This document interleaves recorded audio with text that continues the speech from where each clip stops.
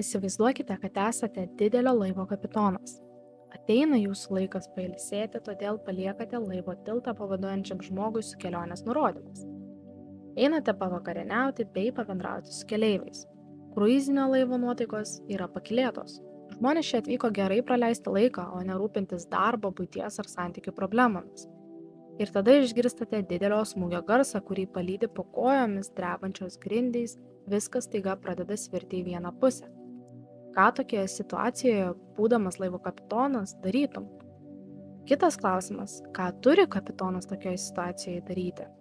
Gelbėtis pats pirmas, bėgti su visais, o gal pranešti gelbėtojams apie laivo avariją ir padėti keleiviams kuo greičiau palikti pavojingą situaciją. Sveiki atvykę į mano kanalą, kuriame kalbu apie temas, kurios mane domina, ir šiandieną aptarsiu Costa Concordia laivo katastrofą.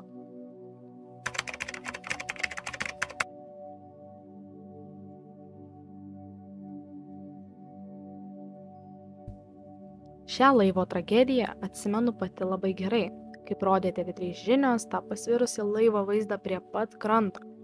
Manau, kad nemažai žmonių atsimena šią istoriją vien todėl, kad viskas įvyko taip neseniai, bet viską pradėkime nuo pat pradžių. Costa Concordia tai buvo kruizinis laivas, kuris buvo pirmasis savo klasėje. Po jo sekė seseriniai laivai Costa Serena, Costa Pacifica bei kiti, kurie buvo pastatyti įmonės Carnival Cruise Line. Costa Concordia užsakė 2004 metais įmonę Carnival Corporation ir jį pastatė Genujui.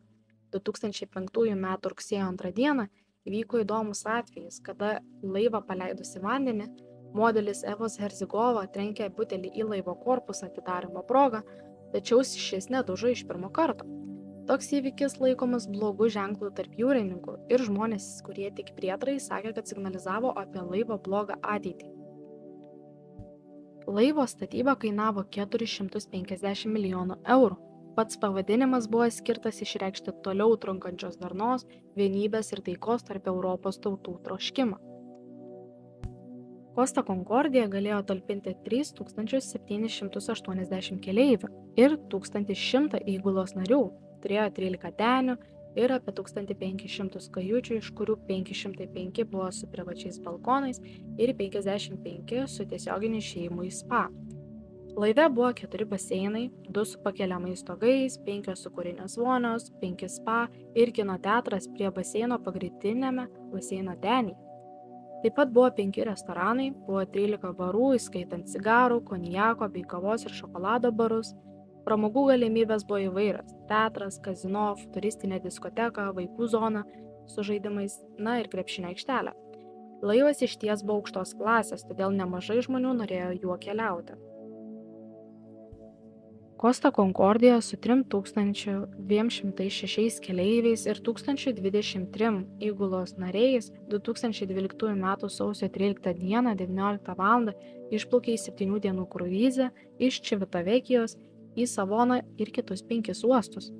Po kelių valandų Concordia priartėjo prie Džilijos salos ir nukrypo nuo savo įprasto kurso, priartėjus prie nedidelės Toskanos salos, kad atliktų manevrą pasisveikinimas su jūra, kurį praeityje atliko ne kartą sėkmingai.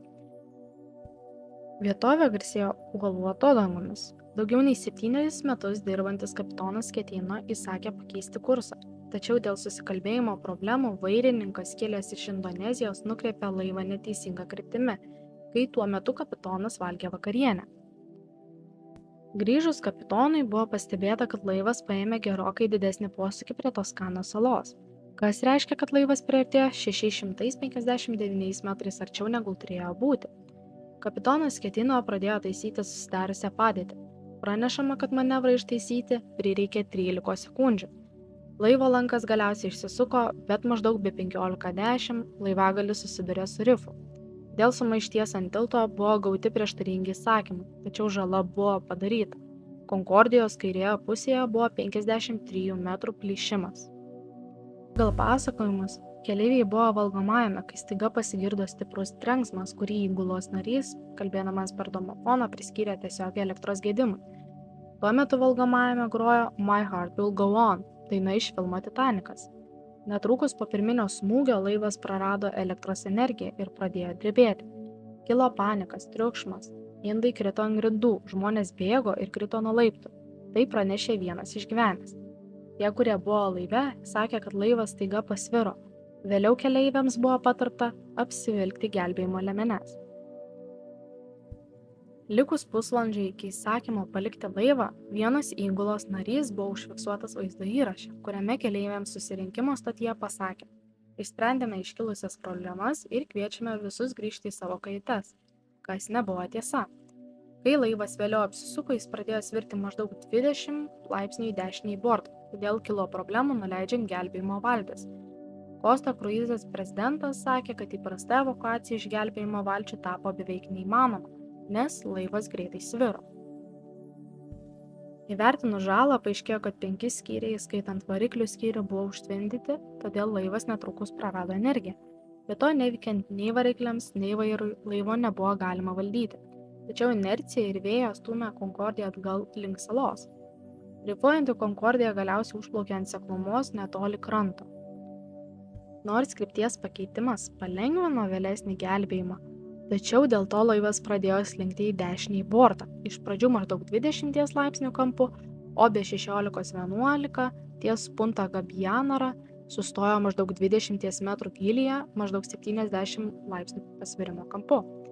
Sketino galutinį laivo sustabdymą priskyrė savo pastangoms manevruoti, tačiau vasario 3 dieną Italijos pakrančių apsaugos tarnybos viršininkas paliudija, kad galutinis laivo užstrigimas galėjo būti nesusijęs su jokiais bandymais manevruoti laivą, o jis tiesiog dreifavo vyraujančiose vėjose. Be 20:11 atvyko pirmasis gelbėtojų laivas. Maždaug po 15 minučių Sketino pagaliau įsakė apleisti Concordiją, nors remiantis pranešimais, gelbėjimosi valtys jau buvo nuleistos arba leidžiamos. Nepaisant laipsniško laivo skendimo, visiško jo galios praradimo ir artumo prie kranto Ramiojoje jūroje, įsakymas palikti laivą buvo išduotas tik praėjus daugiau nei valandai po pirminio smūgio. Nors pagal tarptautinę jūrų teisę visi keleiviai turi būti evakuoti per 30 minučių nuo įsakymo palikti laivą, evakuacijos iš Costa Concordijos užtruko daugiau nei 6 valandas. Apie po 11:20 vakaro Sketino paliko tiltą ir netrukus paliko laivą. Vėliau jis teigia, kad nukrito nuo Concordiją ir nusileido tiesiai į gelbėjimosi valtį. Vienintelė mintis ateinanti galvą išgirstant jo istoriją, kaip viskas tobulai turėjo jam susiklostyti. Kad laivo kapitonas paslystų laive ir kristų tiesiai į gelbėjimosi valtį, kuri nuplaukdina jį į krantą, kai jo laivas tuo metu skęsta. Kalbant apie kitą įdomią dalį visoje šitoje situacijoje, po maždaug 13 minučių nuo tilto nulipo daugelis įgulos narių, nors pačiam skęstančiam laive vis dar buvo apie 300 keleivių. Likę laivo darbuotojai, kurie padėjo keleiviams, buvo restorano darbuotojai ar padavėjai, bei kiti, kurie nebuvo laivo pareigūnai. Vidurnaktį Concordija buvo stipriai pasvirusi, todėl buvo sunku nuleisti gelbėjimosi valtis ir daugelis buvo priversti naudotis kopėčiomis. Visoje šitoje tragedijoje pakrantės apsauga, mano nuomonė, buvo geriausia dalis ir tokiems žmonėms turėtų būti didelė padėka, kad į kaltininkų veiksmus žiūrėjo ne pro pirštus nuo pat pirmų minučių. Be 21 nakties apsaugos kapitonas paskambino Sketino, kuris buvo tuo metu gelbėjimosi valtyje su kitais Concordija pareigūnais ir liepė jam ne kartą grįžti į laivą ir prižiūrėti evakuaciją. Jis pokalbio metu atsisakė. Gli dice se ci sono bambini, donne o persone bisognose di assistenza e me ne dice il numero di ciascuna di queste categorie. È chiaro? Guardi Schettino che lei si è salvato forse dal mare, ma io lo porto veramente molto male, faccio passare l'anima dei guai. Vado a bordo. Sto qua per coordinare i soccorsi. Che sta coordinando lì? Vado a bordo, mi coordini i soccorsi da bordo. Lei si rifiuta?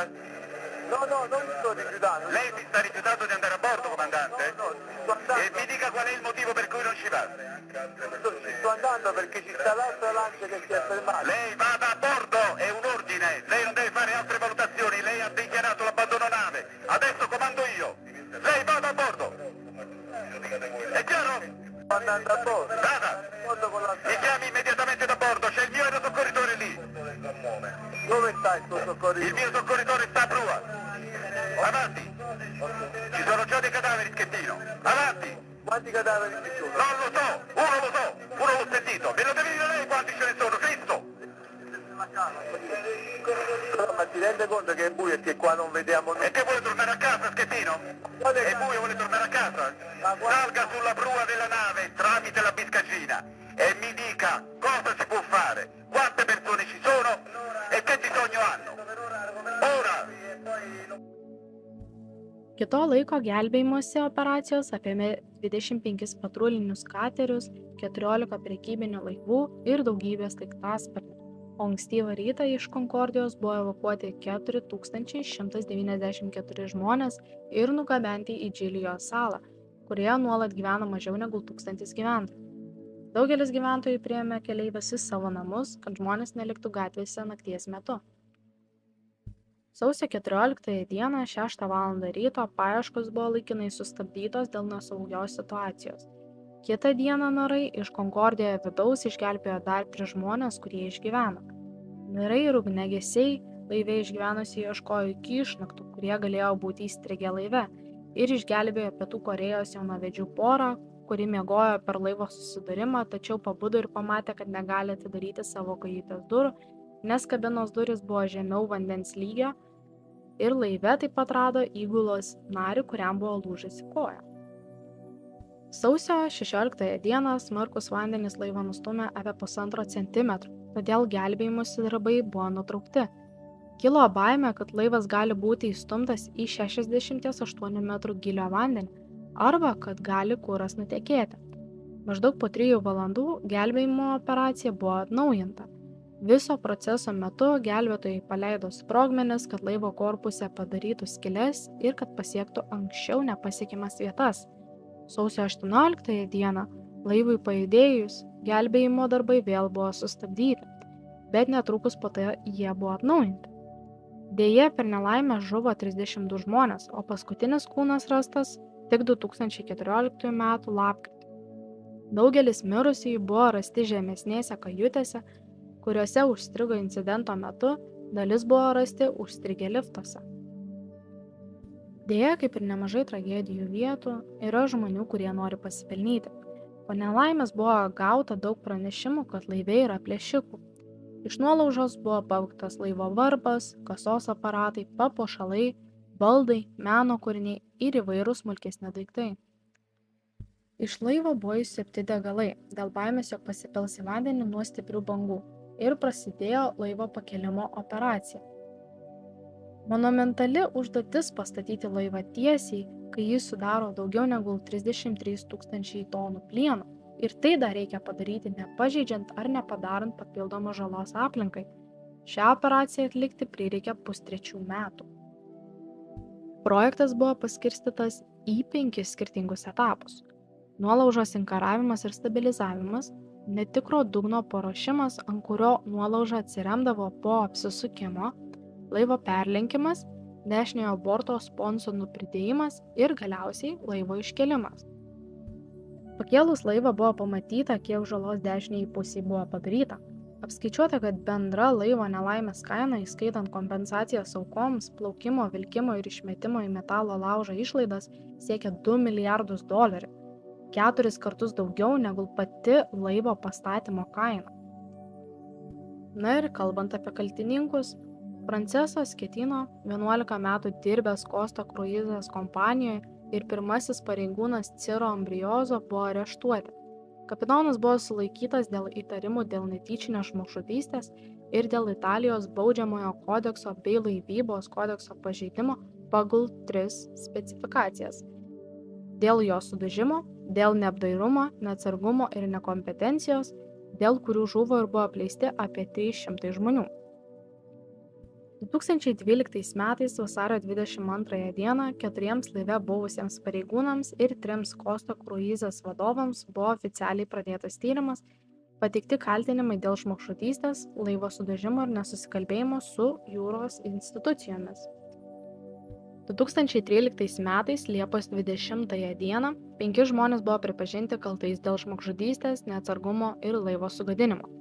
Roberto Ferrarini, įmonės krizių direktorius, gavo ilgiausią bausmę – 2 metus ir 10 mėnesių. Na, O kalbant apie patį kapitoną, šis žmogus mane istorijoje išties stebina, žinoma iš blogosios pusės.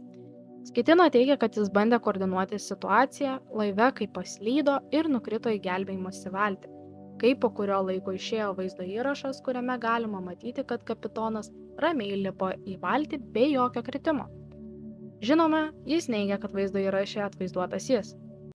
Na ir kitas skandalas, kuris sekė situaciją, kad Skėtino atsivedė į laivą moterį, Milužę, kurią į laivą praleido be bilieto.